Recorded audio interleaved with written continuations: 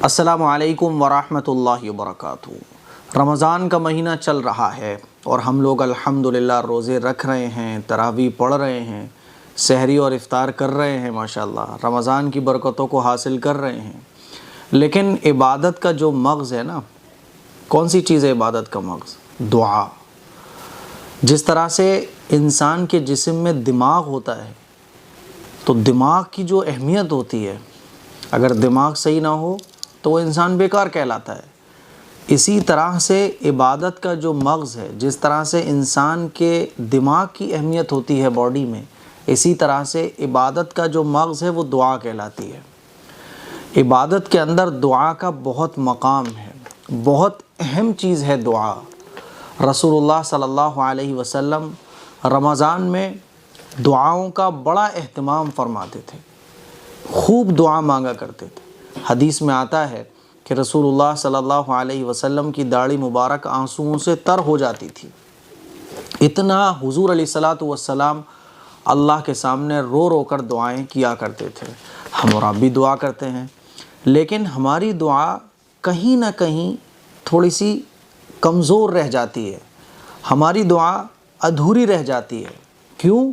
کیونکہ دعا تو ہم مانگتے ہیں، لیکن دعاؤں میں رسول اللہ صلی اللہ علیہ وسلم سے جو منقول دعائیں ہیں وہ ہمیں یاد نہیں ہوتی۔ تو عربک کی جو دعائیں ہیں جو حضور سے ثابت ہیں، وہ دعائیں ہم اپنی دعاؤں میں نہیں مانگ پاتے ہیں، جس کی وجہ سے دعا تو ہو جاتی ہے لیکن دعاؤں میں وہ اثر نہیں ہوتا رسول اللہ صلی اللہ علیہ وسلم سے منقول دعاؤں کے نہ ہونے کی وجہ سے۔ اسی لیے میرے عزیز بھائیوں، میری بہنوں، ہم اور آپ رمضان میں اپنی دعاؤں کو مؤثر بنائیں، اپنی دعاؤں کو مضبوط بنائیں، اپنی دعاؤں کو طاقتور بنائیں۔ اب ہماری دعائیں طاقتور کیسے بنیں گی؟ میرے عزیز بھائیوں، میری بہنوں، رسول اللہ صلی اللہ علیہ وسلم نے دعاؤں کے جو الفاظ سکھائے ہیں صحابہ کو، اور صحابہ اکرام سے جو دعائیں منقول ہیں، جو حضور سے انہوں نے سیکھی ہیں، ان دعاؤں میں جو تاثیر ہے قبولیت کی، ان دعاؤں میں جو اثر ہے اللہ کو راضی کرنے کا، وہ ہماری اردو والی دعاؤں میں نہیں ہے۔ اسی لیے کوشش یہ کریں کہ ہم جب دعا مانگیں تو اس میں کچھ نہ کچھ وہ دعائیں شامل ہونا چاہیے جو رسول اللہ صلی اللہ علیہ وسلم سے منقول ہیں۔ اسی لیے آج میں آپ لوگوں کو 4-5 ایسی دعائیں بتانے جا رہا ہوں جن کو آپ آسانی سے یاد کر سکتے ہو، اور جب بھی دعا مانگو تو ان عربی کی دعاؤں کو جو حضور سے ثابت ہیں، جو دعائیں مسنون ہیں، وہ دعائیں ضرور مانگو۔ اس کے بعد پھر اپنی اردو زبان میں دعائیں مانگو۔ اس سے کیا ہوگا کہ دعا ہماری مضبوط بنے گی، ہماری دعا ایسی بنے گی جس سے اللہ کے یہاں قبولیت کے 99.9 چانسز ہوں گے، قبولیت کے، اللہ کے راضی ہونے کے چانسز بڑھیں گے، اور اللہ کو یہ دعا پسند ہے۔ ظاہر سی بات ہے کہ جو سنت کے زیادہ قریب ہوگی دعا، یا جو بھی عبادت سنت کے جتنی زیادہ قریب ہوگی اتنی زیادہ وہ قبولیت کے قریب ہوگی۔ اب آئیے جانتے ہیں کچھ عربی کی دعائیں جو رمضان میں خاص طور پر رسول اللہ صلی اللہ علیہ وسلم نے صحابہ اکرام کو سکھائیں، اور حضور علیہ الصلاۃ والسلام بھی ان دعاؤں کو مانگا کرتے تھے۔ آئیے وہ دعا دیکھتے ہیں۔ نمبر 1، پہلی دعا اسکرین پر آپ دیکھ سکتے ہیں، اللہم سلمنی من رمضان وسلم رمضان لی وتسلمہ منی متقبلا۔ اس دعا کا ترجمہ ہے، اے اللہ رمضان کو میرے لیے سلامتی والا بنا، اور مجھے رمضان کے لیے سلامتی عطا فرما، اور اے اللہ میرے جتنے بھی نیک کام میں رمضان کے مہینے میں کروں، رمضان کے مہینے کو میرے لیے قبولیت والا بنا۔ تو یہ ایک دعا ہے، اس کو آپ یاد کر لیں، بہت چھوٹی سی ہے، میرے خیال میں 5-10 منٹ میں یاد ہو جائے گی، اس کو یاد کر لیں۔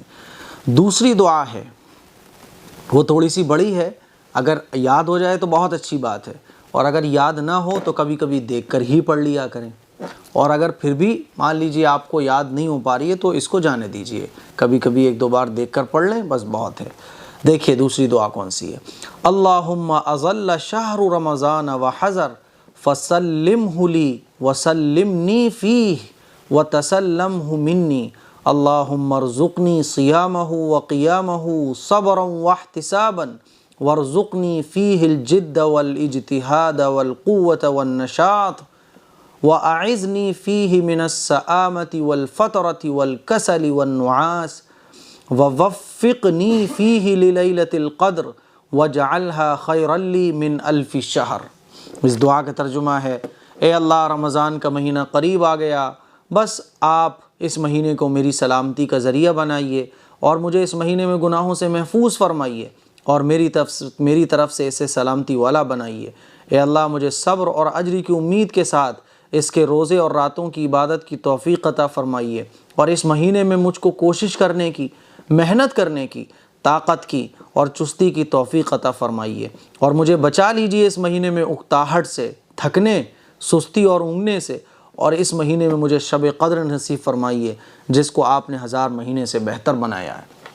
اگر یہ عربی میں یاد ہو جائے تو بہت اچھی بات ہے، ورنہ اس کو آپ اردو میں یاد کر لیں، یعنی جو اس کا ترجمہ ہے وہ آپ مانگیں اللہ سے کہ اللہ مجھے سستی سے بچائیے۔ آگے پیچھے بھی ہو جائے تو کوئی مسئلے کی بات نہیں ہے، یہ دعاؤں کے وہ الفاظ ہیں جس سے ہماری دعا مضبوط بنتی ہے، جس سے ہماری دعا ایسی ہو جاتی ہے جس سے اللہ ہم سے راضی ہو جائے، قبولیت کے بہت قریب ہو جاتی ہے اگر ہم اپنی دعاؤں میں مسنون دعاؤں کو شامل کر لیتے ہیں۔ آئیے ایک اور دعا ہم لوگ جانتے ہیں، یہ بھی بہت چھوٹی سی ہے، اس کو بھی ہم یاد کر سکتے ہیں بہت آسانی کے ساتھ۔ حضرت عائشہ صدیقہ رضی اللہ تعالی عنہ فرماتی ہیں کہ جب رمضان کا مہینہ آیا تو میں نے آپ صلی اللہ علیہ وسلم سے سوال کیا کہ اے اللہ کے رسول، رمضان کا مہینہ آ گیا ہے، میں اس میں کیا دعا کروں؟ تو آپ صلی اللہ علیہ وسلم نے فرمایا یہ دعا کیجئے۔ کون سی دعا؟ اسکرین پر آپ دیکھ سکتے ہیں، اللہم انک عفو تحب العفو فاعف عنی۔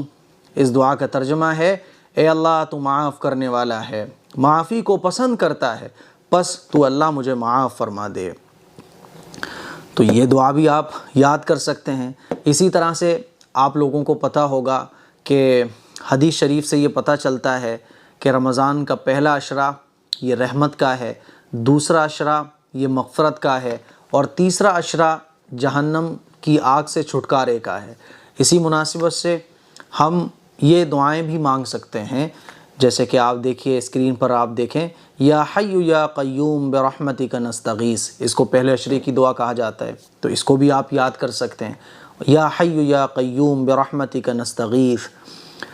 اسی طرح سے آپ یہ بھی دعا یاد کر سکتے ہیں، رب اغفر وارحم وانت خیر الراحمین، رب اغفر وارحم وانت خیر الراحمین، اے اللہ تو مغفرت فرما، رحم فرما، اور اللہ تو ہی تو ہے جو رحم فرماتا ہے، تو سب سے بہترین رحم کرنے والا ہے۔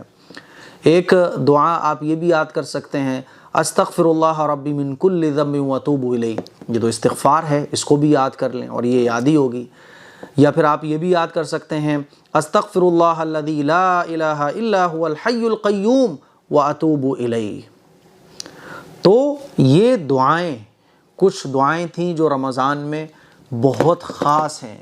یہ عربی کی دعائیں اگر ہم لوگ یاد کرنے بیٹھیں تو میرے خیال میں 1 گھنٹے میں ساری دعائیں ہمیں یاد ہو جائیں گی۔ ان دعاؤں کو یاد کر لیں اور جب بھی دعا کے لیے اللہ کے سامنے ہاتھ اٹھائیں تو سب سے پہلے سورہ فاتحہ پڑھیں، اس کے بعد درود پاک پڑھیں، اس کے بعد ربنا آتنا پڑھیں، اللہم انی ظلمت نفسی یاد ہے تو وہ بھی پڑھ لیں، اور قرآن مجید کی جو آیتیں آپ کو یاد ہوں وہ پڑھ لیں، اور پھر یہ دعائیں جو آج میں نے آپ لوگوں کو سکھائی ہیں ان دعاؤں کو پڑھیں، یا حی یا قیوم برحمتک نستغیث، رب اغفر وارحم وانت خیر الراحمین، رب اغفر وارحم وانت خیر الراحمین، استغفر اللہ ربی من کل ذنب واتوب الیہ، اس طرح سے آپ پڑھیں۔ اور جب ساری دعاؤں کو پڑھ لیں دل لگا کے پڑھیں، ترجمے کو ذہن میں رکھتے ہوئے پڑھیں، کبھی بھول جائیں تو عربی میں اردو میں اس کو پڑھ لیں، پھر اس کے بعد بالکل لاسٹ میں اردو میں دعا مانگنا شروع کریں۔ سب سے پہلے اللہ کی تعریف کریں اردو میں بھی، اس کے بعد اپنی عاجزی کو ظاہر کریں، اللہ میں کمزور ہوں، یہ دعا مانگنے کا طریقہ ہوتا ہے۔ پھر اس کے بعد اللہ کے سامنے اپنے مسئلوں کو رکھیں، تو سب سے لاسٹ میں آپ اردو میں دعا مانگیں، ٹھیک ہے؟ اس طرح سے جب آپ دعا کرو گے اور یہ دعائیں یاد کر لو گے تو دیکھو دعا کتنی مؤثر ہو جائے گی، آپ کی دعا کتنی قبولیت کے قریب ہو جائے گی، اور دعا مانگنے میں جو لطف آپ کو آئے گا نا وہ بھی بہت الگ لیول کا ہوگا، اور سنت پر عمل کرنے کا ثواب ملے گا۔ رسول اللہ صلی اللہ علیہ وسلم نے جو دعاؤں کے عربک میں الفاظ سکھائے ہیں وہ سب سے بیسٹ ہیں دعا کے لیے، وہ سب سے بہترین ہے دعا کے لیے۔ اسی لیے آپ ان دعاؤں کو، رمضان کی یہ خاص دعائیں ہیں، ان کو یاد کر لیں اور اپنی دعاؤں میں ان کو روزانہ شامل کریں جب آپ رمضان میں دعا کے لیے ہاتھ اٹھائیں۔ اس کلپ کو شیئر کریں، دوسروں تک پہنچائیں۔ السلام علیکم ورحمۃ اللہ وبرکاتہ۔